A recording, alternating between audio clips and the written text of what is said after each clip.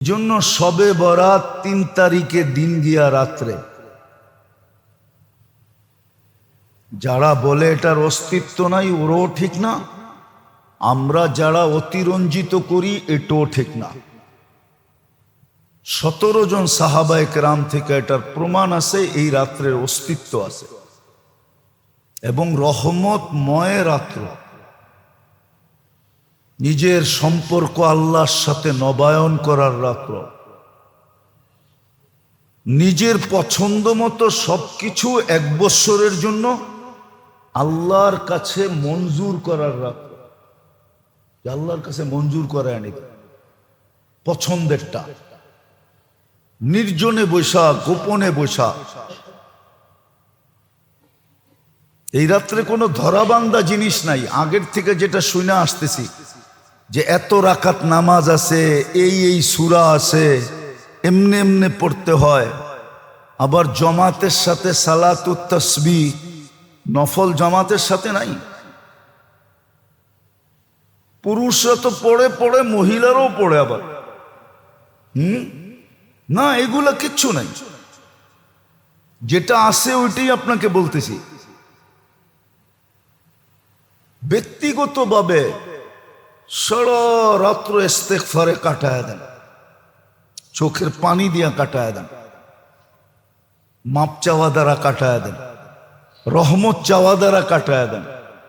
এতটুক চান যে আপনার মন এক সময় ভিতর থেকে বলবে, ভিতর থেকে মনই বলবে, আল্লাহ মনকে বলাবে যে যথেষ্ট হয়ে গেছে।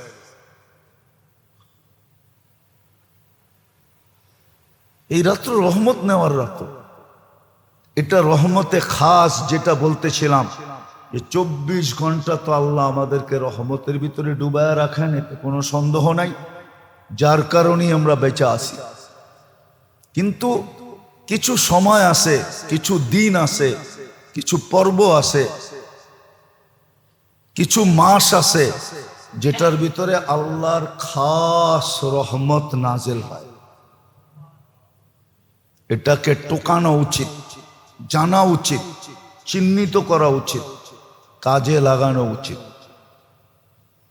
ছেলে পেলে কেউ বুঝান, এই রাতে পটাকা ফোটানোর রাত্র না। বাচ্চাদেরকেও ঘরে কাজে লাগান। হ্যাঁ, একটা বাংলায় প্রবাদ বাক্য আছে, যদি ওটা গ্রাম্য প্রবাদ বাক্য, বুঝবেন কিনা জানি না, বলমু? বলে আগের হাল যেদিকে যায় পিছের হালও ওদিকে যায়। আগের হাল বোঝেন? হ্যাঁ, জমি চাষ করতে এক চোটে ৫টা ৬টা হাল নামে, ঠিক না? এখন তো ট্রাক্টর চলে আসছে, আগে তো ট্রাক্টর ছিল না। ছিল তখন একাধিক হাল দিয়ে অল্প সময় জমির চাষের ব্যবস্থা করত। ওইখান থেকে প্রবাদ বাক্য আসছে, আগেরটা যেদিকে যায় পিছেরটা ওদিকে যায়। আমরা বয়স্করা যেদিকে যাব বাচ্চারা ওদিকে যাবে। আমাদের বয়স্করাই তো ঠিক না, ওরাই তো মাজারে মাজারে ঘুরতে চায়, ওরাই তো এই মসজিদ থেকে ওই মসজিদে যেতে চায়, ওরাই তো বাড়িতে একটু ভালো মন্দ পাকাইলা না। অথচ ভালো মন্দ যেদিন পাকানের দরকার ছিল ওই দিন পাকায় নাই। ভালো মন্দ পাকানের দরকার ছিল 10ই মুহররম, ওই দিন হুকুম ছিল ভালো মন্দ পাকা, সারা বৎসরের বরকত দিমু। ওই দিন খালি সাবিল লইয়া দৌড়াইছে, কি করছে? তাজিয়া লইয়া দৌড়াইছে। ওই দিন আর ভালো মন্দ পাকায় নাই। তো যেই দিন ভালো মন্দ পাকানের ওই দিন পাকায় না। যেদিন ভালো মন্দের পাকানের না, শয়তান আইনা এখানে অ্যাড করে দিছে। পাকাইতে পাকাইতে রাত শেষ, সকালের আজান দিয়া দেয় না। মা বোনদের কোনো আল্লাহর কাছে নামাজ, না দোয়া, না ইস্তেগফার, না তসবিহ, না তাহলিল, না কান্না, না কাটি, কিছুই ওদের কপালে জোটে না। আর পুরুষগুলা ভালো ভালো খায় আর এদিক থেকে এদিক করতে থাকে। আর না হইলে দেখা যাবে কোনায় কোনায় বয়া বয়া গল্প করতে থাকে, গলির কোনায় কোনায়। আর যুবকগুলা ব্যান ভাড়া করে এদিক ওদিক করতে থাকে। এই এক চিত্র ঢাকা শহরের। আল্লাহ কবে এটার থেকে বাহির করবে আল্লাহ জানে। তো যেটা বলতেছিলাম, খাস রহমতের রাত্র, কিন্তু দিনের বেলা রোজা আপনি রাখতে পারেন, কিন্তু বাধ্যতামূলক না। কেউ যদি নাও রাখলো তার উপরে আঙ্গুল উঠানো যাবে না, ইচ্ছা রাখলে আপনি বরকত পাবেন, লাভবান হবেন। হুকুম আছে, হুকুম আছে। দিনে রোজা রাখতে পারেন, কিন্তু রাত্রটাকে বরকতময় মনে করা, নির্জনে বৈশা নিজের সারা বৎসরের, হতে পারে সারা জিন্দিগির মাংনেওয়ালার উপরে কিন্তু দাতার মন কি গোরে, ঠিক না? হ্যাঁ, মাংনেওয়ালা এরকম টেকনিক জানে যে দেনেওয়ালা পুরা বান্ডেলি উঠে দিয়ে যাবে। ওর চাওয়ার টেকনিকের উপরে নির্ভর করে, ঠিক না? আর আরেকজনের চাওয়ার টেকনিক জানে না, একটা টাকাও মিলে না। আর আরেকজনের চাওয়ার টেকনিক মিলে, ওর কাছে বান্ডেল উঠে দিয়ে দিয়েছিল। আমাদেরকেও এই রাত্রে টেকনিক শিখতে হবে। আল্লাহ আমাদেরকে বুঝার তৌফিক দান করেন, আমল করার তৌফিক দান করেন। যেরকম কাটাইলে রহমত আমাদেরকে ডাইকা নিবে, সারা বৎসরে আমি আমার পক্ষে নিজের ইচ্ছা মতো পছন্দের সবকিছু আল্লাহর কাছে মঞ্জুর করাইতে পার। ওমা আলাইনা ইল্লাল বালাগ।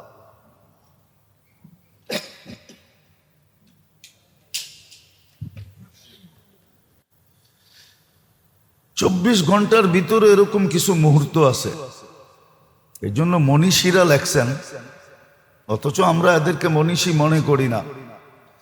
আজকের সমাজ তো মনে করে জেনারেল শিক্ষিত, শিক্ষায় যারা শিক্ষিত এরাই বড় মনীষী, ঠিক না? আমাদের সমাজে কিছু লোক আছে এরাই বড় পীর, হাদিয়ার বড় বড় বান্ডেল এরাই পায়। মনে হয় বোঝেন নাই, হাদিয়ার বড় বড় বান্ডেল এরাই পায়। না বুঝলে অসুবিধা নাই, বুঝলে বুঝলেন, না বুঝলে না বুঝলেন, কিন্তু বাঙ্গা সাঙ্গার দরকার নাই আমার। এরকম 24 ঘন্টার ভিতরও ডেলি কিছু মুহূর্ত আছে যে সময় রহমতে খাস হয়, বিশেষ রহমত পাওয়া যায়। কিছু লোক এখনো পাওয়া যায় যারা ওই মুহূর্তগুলাতে কাজে লাগায়, ওদেরকে পাওয়া যায়। কোরআন বলছে, ওয়াফিল আসহারি হুম ইস্তাগফিরুন, ওরা সময় মতো উঠা কাঁদতে থাকে, ওই মুহূর্তগুলোকে কাজে লাগাইতে থাকে। আমরা লাগাই আর না লাগাই, কিছু লোক আছে, কিছু নারী আছে, কিছু পুরুষ আছে, আবার পাওয়া যাবে কিছু যুবকও আছে, হয়তো আমরা চিনি না, এরাও শেষ রাত্রে উঠা মুহূর্তগুলোকে কাজে লাগায়। বাকি বেশিরভাগ মানুষই ওই সময় গাফেল থাকে। তো যেটা বুঝাইতেছিলাম যে আমাদের কপাল পড়ছে অকৃতজ্ঞ হওয়ার কারণে, আমরা অকৃতজ্ঞ, এই জন্য আমাদের কপাল পুড়া গেছে। নাহলে কোরআন হাদিস বিশ্লেষণ করলে দেখা যায় এই উম্মত কপাল পোড়া উম্মত না, এই উম্মত তো কপাল পোড়া। এই উম্মত তো এত বড় কপালের মালিক, যার কপালের কোনো কুল কিনারা নাই। বুঝলে একটা প্রমাণ দেওয়া যেতে পারে, আর না বুঝলে শত দিলেও লাভ হবে না। যদি আমাদের কপাল বড়ই না হইতো, তাহলে ঈসা আলাইহিস সালাম চোখের পানি ঝরায়া কেন এই উম্মত হইতেন? উনি তো 5 জন রসুলের ভিতরে একজন, ওনাকে তো আল্লাহ কিতাব দিছিলেন।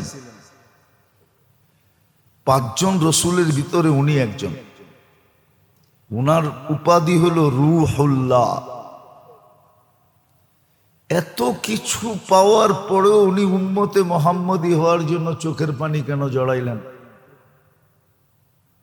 আর আল্লাহর কাছে কেন কবুল করাইলেন? বোঝা গেল এই উম্মতের একটা বিশেষত্ব আছে, যেটা কিতাব পাইল ওই বিশেষত্ব পাওয়া সম্ভব না। আরো দুই চারটা দেওয়া যায়, কিন্তু বুঝলে একটা দিয়েই বুঝবে। কিন্তু বললাম না, আমাদের কপাল পোড়া, অকৃতজ্ঞতার কারণে। তো যেটা বুঝাইতেছিলাম, এমনি তো 24 ঘন্টা আমরা রহমতে ডুবা,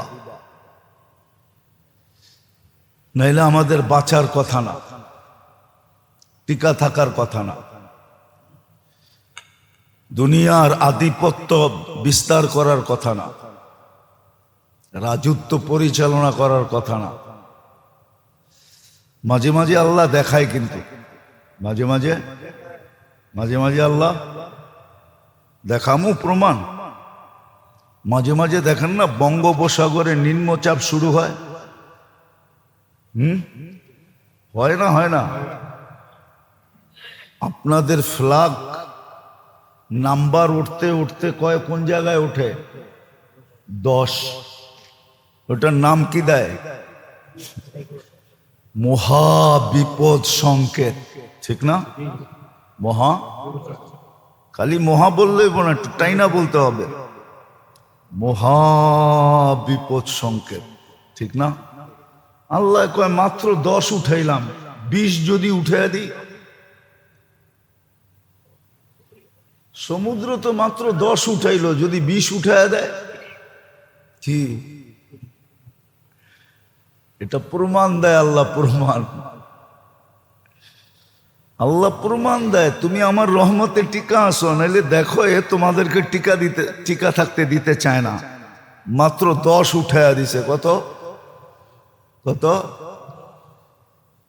এরকম পায়ের নিচে তাকান, কি আছে পায়ের নিচে? আল্লাহ বলে তোমরা 7.8 দেখছো, যদি 10.8 উঠায় দিই, তো জমিনের দিকে তাকাইলেও বোঝা যায় আমাদেরকে টিকা থাকতে দিতে চায় না। আবার মাঝে মাঝে দেখা যায় হঠাৎ ঘূর্ণিঝড় আসে, টর্নেডো বলে যেটাকে। হয় না? আল্লাহ বলে মাঝে মাঝে দেখাই আমি, বাতাস দেখায়, আমার মাথা খারাপ হইলে সাইজ করে দেব। কখনো ছোট ছোট একটা এলাকা নিয়ে দেখায়, ঠিক না? হয়েছে বাংলাদেশে এই পর্যন্ত কোন জায়গায় হয়েছে না? হয় নাই? ত্রাণ নিয়ে গেছেন না? যান নাই? মনে আছে না ভুলে গেছেন? একবার হয়েছিল কসবাতে, মনে আছে? ব্রাহ্মণবাড়িয়া, 2-4-10 বছর আগে হবে। দিনের বেলা হঠাৎ হয়েছিল, গ্রামকে গ্রাম উজাড় করে ফেলছে, মাটির নিচে গাড়া কল পর্যন্ত উঠে লয়ে গেছে। তো আল্লাহ মাঝে মাঝে দেখায়, বাতাসের মাথা খারাপ হলে কিন্তু সাইজ করে দিবে। তো বোঝা গেল এই সমস্ত, যেটাকে আমরা প্রাকৃতি বলি, ন্যাচারাল প্রাকৃতি, কিন্তু আমাদেরকে মাঝে মাঝে কি করে? মাঝে মাঝে আমাদের বিরুদ্ধে চলে যায়।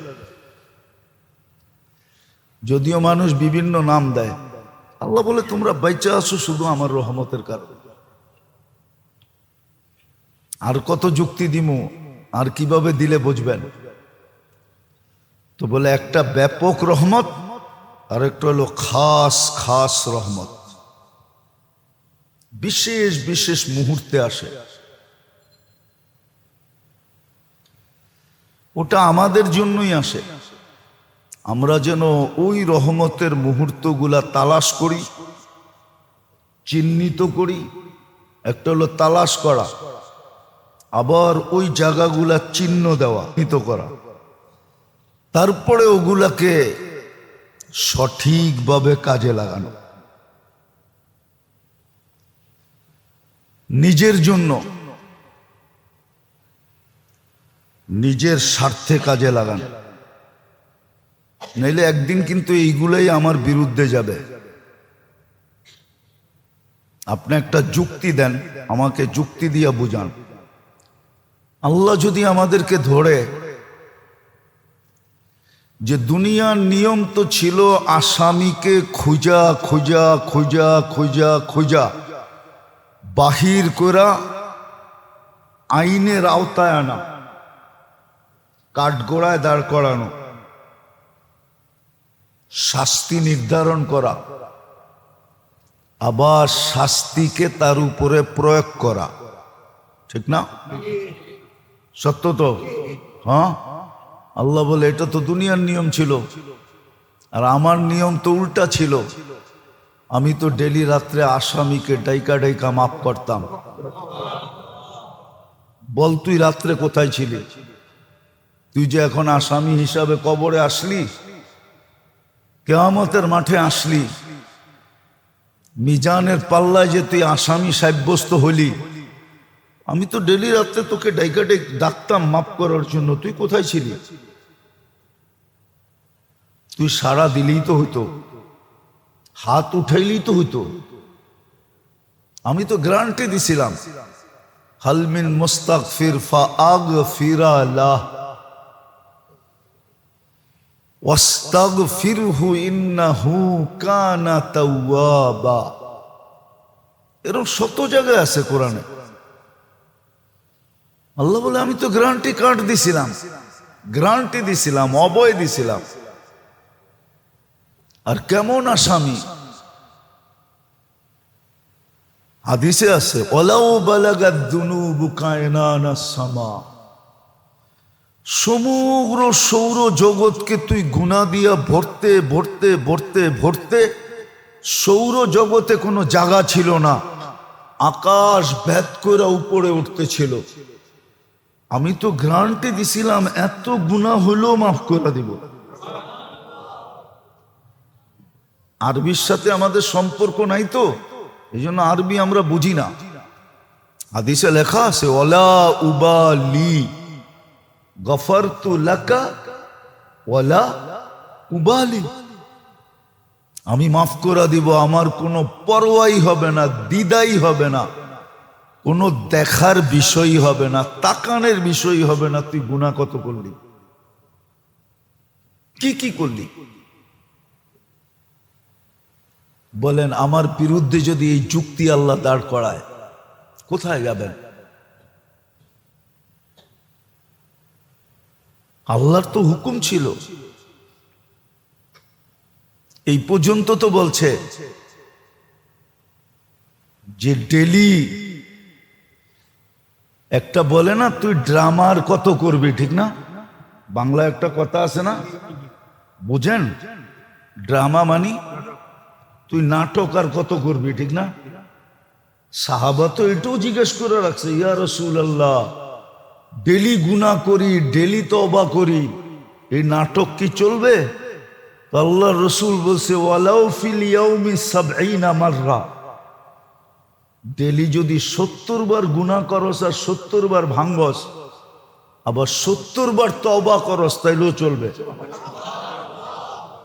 দুনিয়ালারা যদিও এই নাটক মাইনা নিবে না, কিন্তু আল্লাহ মাইনা নিবে। নাইলে ওনার বন্ধু কেন বলল? আর মুহাম্মদুর রাসূলুল্লাহ তো নিজে বলে না, ওমা ইয়ানতিকু আনিল হাওয়া ইন হুয়া ইল্লা ওয়াহয়ুন ইউহা। আল্লাহর হুকুম ছাড়া বলেন না। ওই রহমতে খাসের ভিতর থেকে থাকতে পারে, ঠিক না? হ্যাঁ, কি দিব থাকতে? হ্যাঁ, বাড়ি আছে, বংশ আছে, থাকতে পারে না, ঠিক না? সত্য তো? হ্যাঁ, এরকম কয়টা দেখাবো? সারা বাংলাদেশে অনেক আছে, গোষ্ঠী জ্ঞাতি সব আছে। আমি তো বলি, আবার শুনলে মিডিয়ায় কথা চলে যাবে, আবার ওনারা খারাপ মনে করে কিনা, বলে এই আহসান মঞ্জিল না বানায় যদি মাজার বানাইতো তাইলেও মনে হয় কিছু কামাই এখান থেকে আসতো, তাইলে খাইতে পারতো।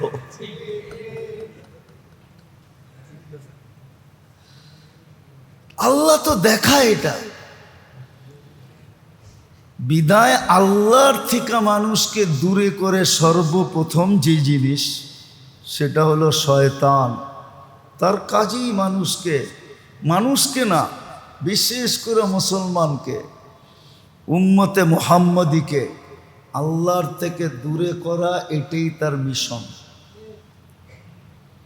এই জন্যই সে বলছে লাক উদান্না আলা সিরাতিকাল মুস্তাকিম, আলা সিরাতিকাল মুস্তাকিম, আমি সিরাতে মুস্তাকিমে বসবো, লা উগবিয়ান্নাহুম আজমাইন, সবাই রে গুমরাহ করে ছেড়ে দেবে। এটার থেকে প্রতিকার সে তো দূরে করবে, কিন্তু আমি কাছে হব কিভাবে? এটার জন্য শিখাইছিলেন যে 24 ঘন্টা যদি নাও পারো, সময় বেশ, প্রত্যেক সময়ের যখনই সুযোগ হয়, মুখ দিয়া উচ্চারণ না করলেও চলবে, মনে মনে আল্লাহর জিকির করতে থাকো। জিক্রুল্লাহ দিছিলেন এই জন্য যেন শয়তান থেকেও বেঁচে থাকে, আবার জিক্রুল্লাহ মানুষকে আল্লাহর কাছে করে। জিকির করতে করতে করতে করতে, হ্যাঁ, হাদিসে কুদসিতে আছে, আহলু জিক্রি আহলু মাজালিসি। জিকিরের যখন অভ্যাস হয়ে যায়, তা আল্লাহ বলে আমি আমার দরবারের লোক হিসাবে তাকে গণ্য করি, সে আমার মজলিসের লোক। এই জন্য হাদিসে আছে, কিছু লোক আছে, এরা যখন অসুস্থতার জন্য মসজিদে আসতে পারে না, তখন আল্লাহ ফেরেশতাদেরকে পাঠায়, যাও দেখো তো কোথায়। আল্লাহ জানে, কিন্তু ফেরেশতাদেরকে টোকাইতে পাঠায়, যাও দেখো তো কোথায়। তো ফেরেশতারা খুঁজতে খুঁজতে বাড়ি করে, আল্লাহ বিছনায়। তা আল্লাহ বলে ইবাদত করো, সেবা করো, সেবা। ফেরেশতা দিয়ে সেবা করায়। তো আমাদেরকে সর্বপ্রথম যে জিনিস আল্লাহর থেকে দূরে সরায়, সেটা হলো শয়তান। এই জন্যই ঘোষণা দিয়েছেন, তোমাদের সবচেয়ে বড় শত্রু শয়তান, আদুগ্গুম মুবিন। তোমাদেরকে আমার থেকে দূরে সরাবে, আর দূরে সরাইতে পারলেই সে হাততালি দিবে। কেননা দূরে সরলেই আমি তোমাদের উপরে রাগ হব। কেননা হাদিসে আছে, ইদা উসিতু গাদিবতু, তোমরা যখন নাফরমানি করো তো আমার রাগ বাড়তে থাকে। ওয়াইদা গাদিবতু লাআনতু, আর আমি যখন রাগান্বিত হয়ে যাই তোমাদের উপরে লানত বর্ষণ করি। ওয়াল্লানাতু তাবলুগু সাবআম মিনাল ওয়ালাদ। গ্রামের একটা প্রবাদ বাক্য আছে, কয় আমি কলা গাছ লাগায় যাব, তোরা ফল খাবি। আমি গাছ লাগায় যাব, তোরা ফল খাবি। কখনো জেনারেশনের উপরে বিপর্যয় ভাঙ্গা পড়ে এই জন্য যে পূর্বপুরুষের দোষের কারণে, ভুলের কারণে, গুনার কারণে। আর এটাই হাদিস বলতে চাইতেছে যে আমি যদি লানত বর্ষণ করি, তাহলে তোমার লানত দেখবা সপ্তম পুরুষ পর্যন্ত পৌঁছবে, সপ্তম পুরুষ পর্যন্ত। এই জন্য আমাদের সজাগ হওয়া উচিত। আবারও বলতেছি, আল্লাহ ছাড়া চলবে না। হ্যাঁ, এই ছোট জীবনটা চলে যেতে পারে, কোনো মতে কেটে যেতে পারে। এটারও কারণ বলছি, কেননা এটা লিপিবদ্ধ, কপালের লেখন না যায় খণ্ডন। হিসাবে এটা চলে যাবে, কিন্তু ওটা চলবে না। এটাও বলছিলাম, মুসলমানেরটা এইখানের কোনো বস্তুর সাথে সংযুক্ত না, যে মুসলমান বস্তু পাইলেই সুখ পাবে না। মুসলমান যে নিজেকে মুসলমান ভাবে, ও বস্তু দিয়ে কখনো সুখী হবে না, বস্তু ওকে সুখ দিবে না, এটাও প্রমাণিত। এই জন্য আল্লাহ পাইতে হবে, আর আল্লাহর থেকে দূরে যে সরায় তার থেকে বাঁচতে হবে। আল্লাহর থেকে দূরে সরায় সর্বপ্রথম শয়তান, আল্লাহর থেকে দূরে সরায় দেয়, ওর কাজই আল্লাহর থেকে দূরে সরানো। এটার থেকে বাঁচার উপায় কি? তো আল্লাহ এটার বিপরীতে দিছেন, জিক্রুল্লাহ। যত বেশি আল্লাহর জিকির করবে, এটাই দেখাইতেছিলাম যে আপনি একবারও করতে পারেন, কমসে কম সকালে পড়ল 7 বার 10 বার সূরায়ে কি, শয়তান ওই দিন আর তার দ্বারা কোনো কঠিন কবিরা গুনাহ করাইতে পারবে না, যতই জোর লাগাক। দ্বিতীয়, জান্নাতে একটা ঘরও মিলবে। আবার আল্লাহ রসুল পদ্ধতি শিখাইয়া দিছেন যে বেশি করতে পারো না, বেশি করতে পারো না, তাহলে প্রত্যেক নামাজের পরে 10 বার সুবহানাল্লাহ, 10 বার আলহামদুলিল্লাহ, 10 বার আল্লাহু আকবার পড়ো। তাইলে হবে 30 বার, 5 30-এ 150 বার, নেকি লেখা হবে 1500 বার। ঘুমানোর সময় কইরো 100 বার, 33 33 34, এইখানে পাবে 1000, তো টোটাল হলো 2500। তুমি সারা দিনে 2500 গুনাহ করতে পারবে না। আল্লাহ রসুল জিজ্ঞাসা করছে, তোমাদের ভিতরে কে আছে ডেলি 2500 গুনাহ করে? তো বলছে, ইয়া রসুল আল্লাহ, 2500 গুনাহ করার জন্য তো 2500 গুনার নামও লাগবে, আমরা তো 10টা নামই জানি না, 2500 করতে করবো। তো আল্লাহ রসুল বলছে, তোমার গুনার চেয়ে নেকি বেশি থাকবে। তো পদ্ধতি শিখাইছেন, কিন্তু উত্তম হইল সময় থাকলেই মনে মনে আল্লাহর জিকির করা, চলতে ফিরতে উঠতে বসতে। একটা কথা মনে রাখেন, কিন্তু আদতেই ইবাদত হয়। কি আদতেই? আদত বোঝেন? বোঝেন কি? ভালো মতো বলেন না, সবাই বুঝুক। আদত তো হলো উর্দু শব্দ, আদতেই ইবাদত হয়। অভ্যাস যখন হয় তো অভ্যাসটাই ইবাদতে রূপান্তরিত হয়।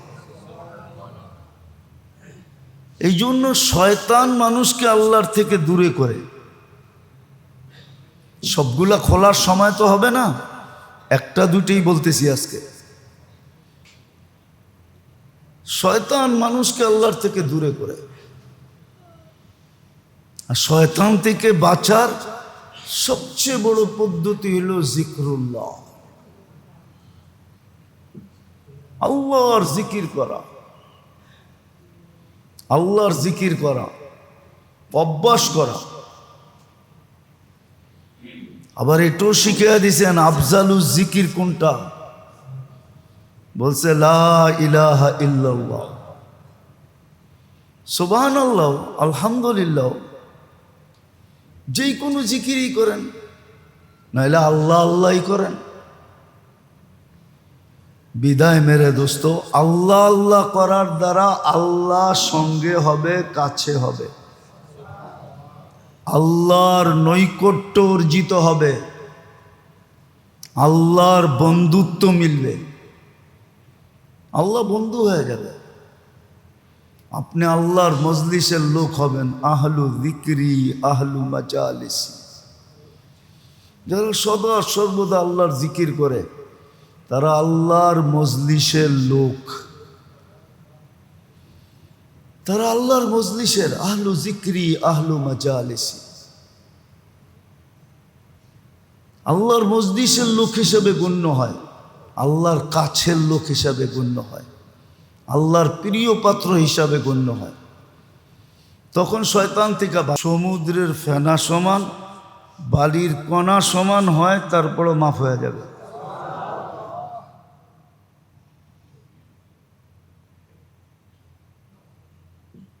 একবারে বললেন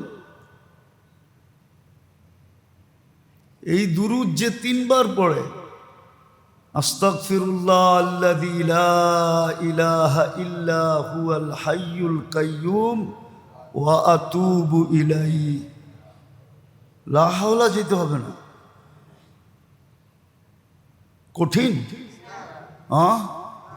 3 বার পড়লে সব গুনাহ মাফ,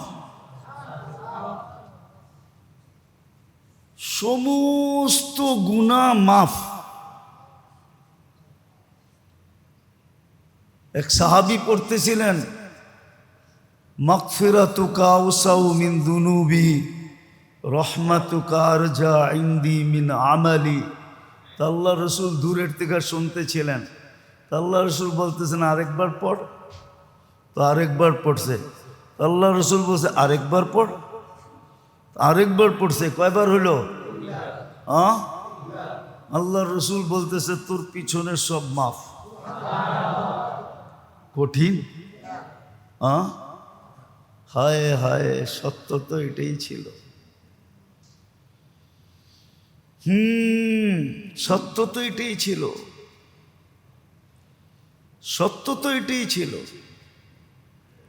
যে মুসলমান এগুলাই করবে, আর মুসলমানের সুখ শান্তি দেখা মানুষ অন্যেরা ঈর্ষা করবে, আর টাকা দিয়া হইল এই শান্তি কিনা নিতে চাবে, এই শান্তির সমাজে থাকতে চাবে। এটাই ছিল নিয়ম। কিন্তু আফসোস, বুঝেই তো পারি না, বুঝতেও পারি না, না আমি বুঝতে পারছি না আপনাদেরকে বুঝাইতে পারছি।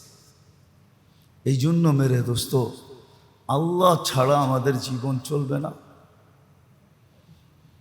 কেননা আপনাকে সদিচ্ছায় মুসলমানের ঘরে পাঠাইছেন, সদিচ্ছায় উম্মতে মুহাম্মদী বানাইছেন। বিদায় আপনার বিধান অন্যের বিধান এক হতে পারে না। বিদায় আপনার জন্য সবচেয়ে বড় আল্লাহ সঙ্গে থাকলেই চলবে।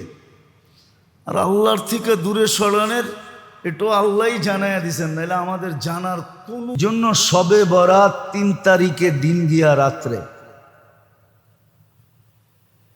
যারা বলে এটার অস্তিত্ব নাই ওরাও ঠিক না, আমরা যারা অতিরঞ্জিত করি এটাও ঠিক না। 17 জন সাহাবায়ে কেরাম থেকে এটার প্রমাণ আছে, এই রাত্রের অস্তিত্ব আছে এবং রহমতময় রাত্র। নিজের সম্পর্ক আল্লাহর সাথে নবায়ন করার রাত্র,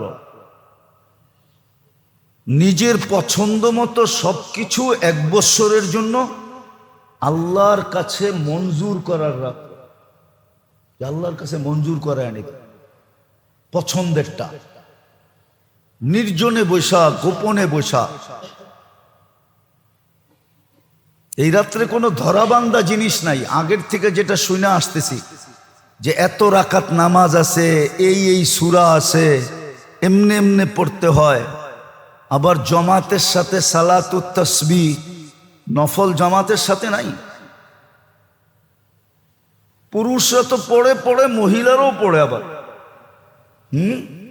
না, এগুলা কিচ্ছু নাই। যেটা আছে ওইটাই আপনাকে বলতেছি।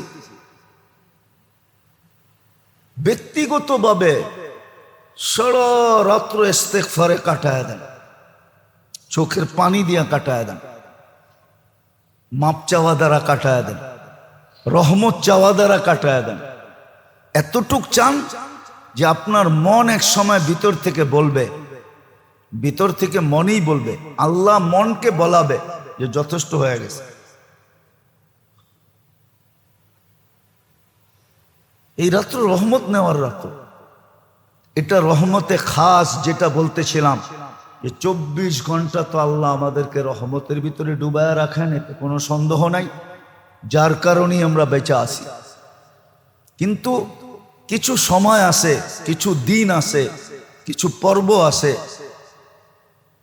কিছু মাস আছে যেটার ভিতরে আল্লাহর খাস রহমত নাজেল হয়। এটাকে টোকানো উচিত, জানা উচিত, চিহ্নিত করা উচিত, কাজে লাগানো উচিত। ছেলে পেলে কেউ বুঝান, এই রাতে পটাকা ফোটানোর রাত্র না। বাচ্চাদেরকেও ঘরে কাজে লাগান। হ্যাঁ, একটা বাংলায় প্রবাদ বাক্য আছে, যদি ওটা গ্রাম্য প্রবাদ বাক্য, বুঝবেন কিনা জানি না, বলমু? বলে আগের হাল যেদিকে যায় পিছের হালও ওদিকে যায়। আগের হাল বোঝেন? হ্যাঁ, জমি চাষ করতে এক চোটে 5টা 6টা হাল নামে, ঠিক না? এখন তো ট্রাক্টর চলে আসছে, আগে তো ট্রাক্টর ছিল না। ছিল তখন একাধিক হাল দিয়ে অল্প সময় জমির চাষের ব্যবস্থা করত। ওইখান থেকে প্রবাদ বাক্য আসছে, আগেরটা যেদিকে যায় পিছেরটা ওদিকে যায়। আমরা বয়স্করা যেদিকে যাব বাচ্চারা ওদিকে যাবে। আমাদের বয়স্করাই তো ঠিক না, ওরাই তো মাজারে মাজারে ঘুরতে চায়, ওরাই তো এই মসজিদ থেকে ওই মসজিদে যেতে চায়, ওরাই তো বাড়িতে একটু ভালো মন্দ পাকাইলা না। অথচ ভালো মন্দ যেদিন পাকানের দরকার ছিল ওই দিন পাকায় নাই। ভালো মন্দ পাকানের দরকার ছিল 10ই মুহররম, ওই দিন হুকুম ছিল ভালো মন্দ পাকা, সারা বৎসরের বরকত দিমু। ওই দিন খালি সাবিল লইয়া দৌড়াইছে, কি করছে? তাজিয়া লইয়া দৌড়াইছে। ওই দিন আর ভালো মন্দ পাকায় নাই। তো যেই দিন ভালো মন্দ পাকানের ওই দিন পাকায় না। যেদিন ভালো মন্দের পাকানের না, শয়তান আইনা এখানে অ্যাড করে দিছে। পাকাইতে পাকাইতে রাত শেষ, সকালের আজান দিয়া দেয় না। মা বোনদের কোনো আল্লাহর কাছে নামাজ, না দোয়া, না ইস্তেগফার, না তসবিহ, না তাহলিল, না কান্না, না কাটি, কিছুই ওদের কপালে জোটে না। আর পুরুষগুলা ভালো ভালো খায় আর এদিক থেকে এদিক করতে থাকে। আর না হইলে দেখা যাবে কোনায় কোনায় বয়া বয়া গল্প করতে থাকে, গলির কোনায় কোনায়। আর যুবকগুলা ব্যান ভাড়া করে এদিক ওদিক করতে থাকে। এই এক চিত্র ঢাকা শহরের। আল্লাহ কবে এটার থেকে বাহির করবে আল্লাহ জানে। তো যেটা বলতেছিলাম, খাস রহমতের রাত্র। কিন্তু দিনের বেলা রোজা আপনি রাখতে পারেন, কিন্তু বাধ্যতামূলক না। কেউ যদি নাও রাখলো তার উপরে আঙ্গুল উঠানো যাবে না। ইচ্ছা রাখলে আপনি বরকত পাবেন, লাভবান হবেন। হুকুম আছে, হুকুম আছে। দিনে রোজা রাখতে পারেন, কিন্তু রাত্রটাকে বরকতময় মনে করা, নির্জনে বৈশা নিজের সারা বৎসরে, হতে পারে সারা জিন্দিগির মাংনেওয়ালার উপরে কিন্তু দাতার মন কি গোরে, ঠিক না?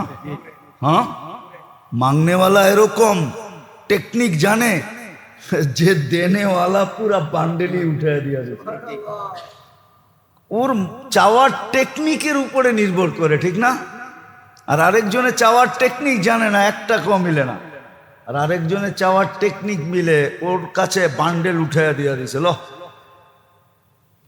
আমাদেরকেও এই রাত্রে টেকনিক শিখতে হবে। আল্লাহ আমাদেরকে বুঝার তৌফিক দান করেন, আমল করার তৌফিক দান করেন। যেরকম কাটাইলে রহমত আমাদেরকে ডাইকা নিবে, সারা বৎসরে আমি আমার পক্ষে নিজের ইচ্ছা মতো পছন্দের সবকিছু আল্লাহর কাছে মঞ্জুর করাইতে পার। চিত্রটা ওরকম কিরকম বিদ্যুটে খারাপ, ঠিক না? ভয়ঙ্কর। তো বাইবা একটা চিত্র আঁকছে, তো ওইখানেই দেখতেছে একজনে দাঁড়ায় দাঁড়ায় চিত্র দেখতেছে। সুদর্শন চেহারা, সেমন দাড়ি, সেমন পাগড়ি, সেমন জুব্বা। তো জিজ্ঞেস করছে, ভাই তুমি কে? এই চিত্র? যার চিত্র আঁকছে আমি সে, যার চিত্র আঁকছে আমি সে। তোকে তো দেখতে এত সুন্দর দেখা যায়, আর তোর চিত্রটা এরকম কেন? বলে কিন কলমদার কাফে দুশ্মন আস্ত। কি করব, কলম তো যখন আঁকছে তখন আমার হাতে ছিল না, দুশ্মনের হাতে ছিল। দুশ্মনের হাতে বিদায় ওর যেরকম মনে চেয়েছে এরকম আঁকছে, আমার হাতে থাকলে তো আমি আঁকতাম আমার মতোই, ঠিক না? শয়তান তো ধরাও যায় না, ছোঁয়াও যায় না, দেখাও যায় না, ভাবতে গেলে সঠিক ভাবনাও ভাবা যায় না যে ওর চিত্রটা কিরকম, ঠিক না?